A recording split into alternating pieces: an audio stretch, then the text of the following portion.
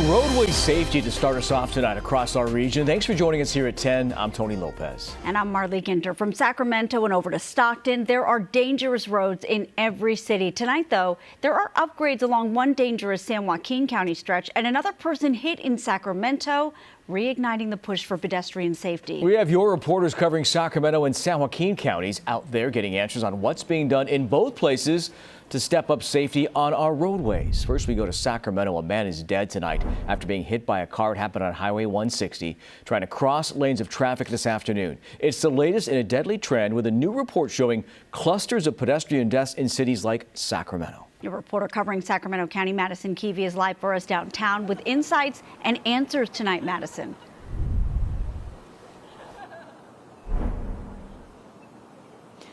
Marley, Sacramento not alone in these statistics. Newly reviewed data shows that this is a trend of pedestrian deaths going up all over the country. And two of the main contributing factors is neglect and just a lack of investment.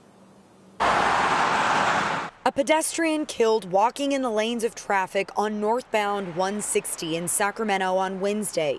By September 1st of this year, the county had already hit a grim milestone, with more than 100 people being killed by cars, including pedestrians, drivers, and bicyclists. It doesn't surprise me at all that we're seeing nationally and locally the rise in pedestrian deaths. We met Isaac Gonzalez in Tahoe Park. He's the founder of Slow Down Sacramento. What you see here, which is called a quick build installation, is very inexpensive. This costs thousands of dollars instead of millions of dollars. It can be deployed rapidly with things you can buy off the shelf today in stores in Sacramento.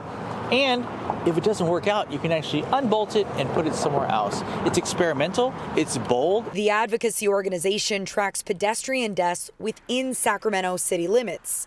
The data nearly mirroring a national trend reported by the Washington Post. Their data shows multi-lane roads have the largest clusters of deaths that occur on thoroughfares, cutting through economically distressed neighborhoods and fading commercial strips. Those intersections were built with cars in mind, above all else, moving as quickly as possible.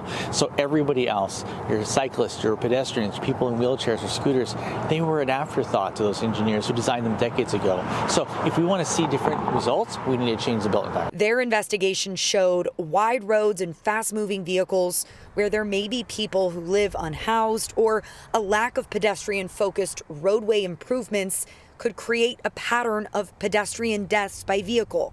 They show where we saw clusters in Sacramento on the map. And in some places in the last 5 years, you see 3, 4, 5 crashes in the same place. Those are not accidents. Those are predictable and preventable collisions. So if we don't change the built environment there, we're not going to be surprised when we see the same result over and over again. We need to be bold enough to deploy these things quickly when people are hurt or before they're hurt, where we know there's problems, to make sure we save lives. Where I'm actually standing right now is an area that is exactly what he's describing, temporary, just basically to slow cars down as they're coming off the freeway and into downtown. And this is something he says we're going to be seeing a lot more of in Sacramento because, again, it's cheap and it actually has data that shows it works.